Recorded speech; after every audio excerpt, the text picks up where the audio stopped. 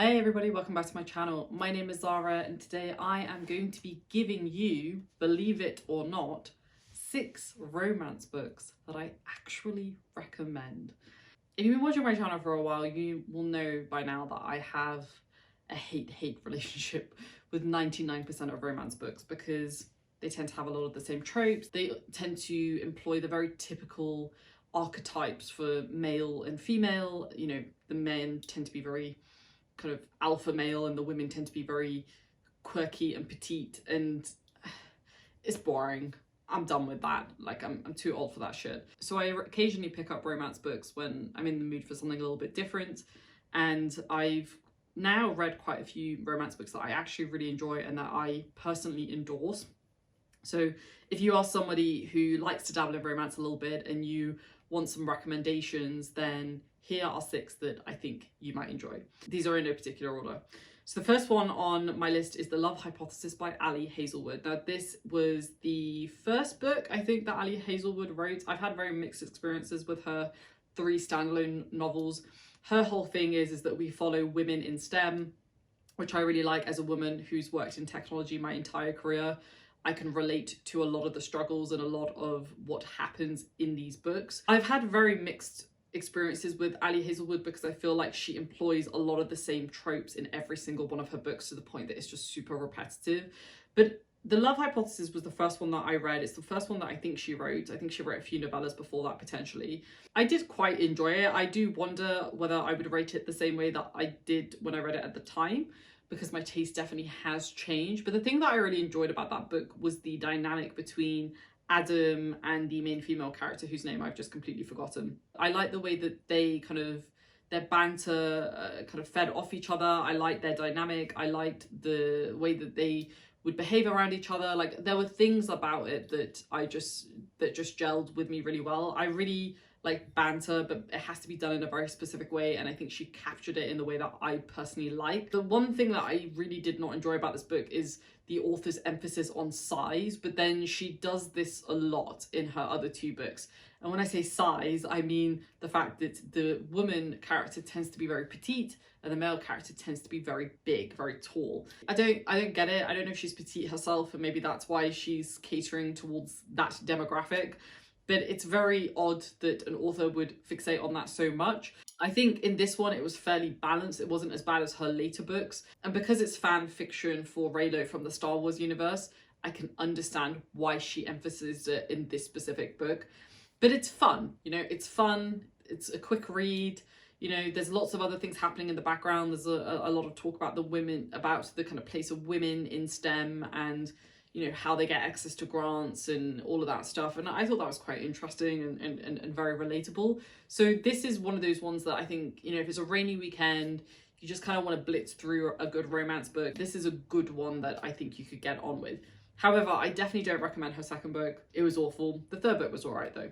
The next book on my list is Get a Life, Chloe Brown by Talia Hibbert. This was recommended to me by a good friend of mine, and I had 0 expectations going into it, but I loved it. I really, really love this book. I love the disability representation in this book. I love the fact that we got a main character who is very untypical for a female main character. She's very quiet, quite introverted, likes to stay at home. I also really like the male love interest in this book. He was actually my favourite part of it. I just thought he was very multi-layered and very interesting, and I really like their dynamic. I really bought into them as a couple, and it's one of my favourite couplings, let's say, that I read in romance so far. I just thought they got each other in a way that I've not seen in many romance books. Next, I have Royal Watch by Stacey Marie Brown. So this book is really fun. There are some serious themes covered, so definitely check out trigger warnings, but this book is essentially following a normal American girl as she falls in love. I think she's American. She falls in love with a British prince. She basically becomes a part of like royal life and she doesn't know how to adjust to it because it's such a big adjustment to her normal life. And basically things happen. There is a very big thing that happens that I'm not going to mention because it would be a spoiler, but she is essentially trying to navigate that life. And I thought it was really interesting. I've never really cared about the whole like entering the royal family trope. I'm an anti-monarchist, so I don't really care, and honestly, if I didn't have to see anything about the monarchy ever again, I would totally be for that. But this was interesting because I liked the fact that it was from the perspective of this, you know, very young woman who's in love with this guy, and they met each other at university, and it's that transition from being in that very enclosed world to being in the public eye. And that was the part that I liked the most, was that we see this relationship come under strain naturally, and it's their way of figuring out how to deal with it. And I liked it. I liked it. I quite like the main character as well. I mean, I generally dislike female romance protagonists because they tend to be the same. But this one I enjoyed too. I thought she could carry her own, and I totally rate that. The next one on my list, I really like this book, and that is Book Lovers by Emily Henry. I love this book. I just, you know, it takes the typical small town romance and flips it on its head. A lot of people say this is haters to lovers, but they don't really hate each other. It was just a massive misunderstanding, and they didn't really like each other. But I wouldn't say they hated each other. They weren't enemies by any means. But I really love this book because I really like the main character, because she's super compelling. She reminds me of myself. You know, a lot of romance books often require the female protagonist to have to make a choice between love and work. But in this one, I think she handled it really well. I think the male character was just really endearing and great. And I just love their relationship. I just thought it was beyond what we normally see. And it was a lot deeper than just, you know, being physically attracted to each other. It was these two people who bonded over something that they love so much. And I just loved it. I really loved it. It's one of the few romance books that I could see myself rereading. You know, when you want to read something familiar, I could totally see myself doing that. The next two books, by the time this video is out, they might be out, but these were both e-arcs that I got from NetGalley, so thank you NetGalley for these e-arcs. But they should be out by the time this video is out, but if not, go pre-order them both because they're both really enjoyable. So the first one is French Holiday by Sarah Reddy. I did not really have any expectation going into this book. I don't really request romance books on NetGalley, but I saw this one and I was like, oh, this is actually quite fun and interesting. It's about a young woman who's basically going through a little bit of a crisis. She ends up going to France to go live in her godmother's castle, basically. And like fun things ensue. It's a good time. It's feel good. It's set in France. So if you like a destination romance book, this is the one. Like, I just really enjoyed the way that the character developed throughout the book. I really liked the male love interest in the book. I thought he was a really compelling individual. My only gripe with this book was that the ending was a little bit rushed, but I can understand why she did it in the way that she did it. But it's one of those books that I read in like less than a day, and it was just really enjoyable. It was really fun, made me want to go and rent a castle in France, but I can't really do that right now because I'm really busy. But maybe one day, maybe one day. Next is another e-arc that I mentioned, and this one isn't, I wouldn't say romance is the core part of the book. That does happen towards the end of the book, but I would say the main part of the book is really about self-discovery, and that book is La Vie According to Rose by Lauren Parvizi. It's about a young woman who's kind of a bit of a people pleaser, and she has a lot of people who kind of walk over her, both in her career, her personal life, her family, and she's kind of done with it. And so she takes a little bit of a risk, and she's like, I'm going to go and stay in Paris because I've always dreamed about going to Paris. I've always wanted to go and see the galleries, the museums, blah, blah, blah, eat the food, drink the wine, whatever it may be. She's always wanted to experience that, but she's never had that opportunity.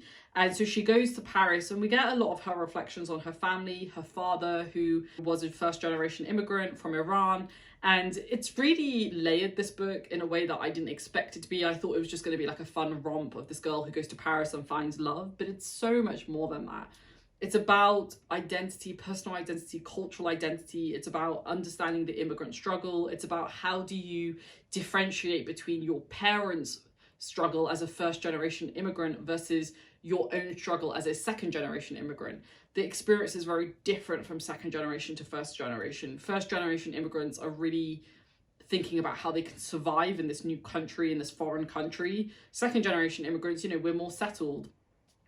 We want to thrive in this country that we live in. And I speak from my own experience. So I really love the things that it brought up. It brought up a lot of things about family dynamics, sisterly dynamics, about, you know, really putting yourself first and looking after yourself. It was just really good. Like, I really enjoyed it. I think it was probably one of my favorite ones out of this entire list because it was so layered, and even though it might not have got as deep as maybe I wanted it to, I can understand why she didn't, because she wanted to keep it fun as well. And I think she got the balance for the most part perfectly right. So this one I definitely recommend. It's just a really good time. The other thing I will mention about this book that I really love is that she didn't gloss over Paris. I feel like when you see Paris in books or in movies, you know, it looks really shiny and pretty, but Paris is, you know, it's not the glossy thing that we all think it is, or that you all think it is. I've been to Paris a few times. It's like New York. New York is not the glossy thing, you know, that most people think it is. You know, you see rats every single time you go out, and there's rubbish bins everywhere. It stinks in summer. It's freezing cold in winter, but we still love it, right? I mean, that's the thing about places like that. We still love them despite all of the issues with the place. But Paris, I think, is romanticized so much because it's a European city, but she doesn't glamorize it. And I love that we got this very kind of raw, unfiltered look at Paris. The magical sides of it and then the not so magical sides of it. So there we go. Those are 6 romance books that I actually recommend. I don't hate all romance books. It's just that they are very few and far between the ones that I do like. So I hope you get a new recommendation from this. If you have any others that you can recommend to me, do let me know, because I'm always looking for another one. Otherwise, I will see you down in the comments below. If you like this video, please give it a thumbs up, and I'll see you in the next one. Stay safe, everybody. Take care. See you soon. Bye.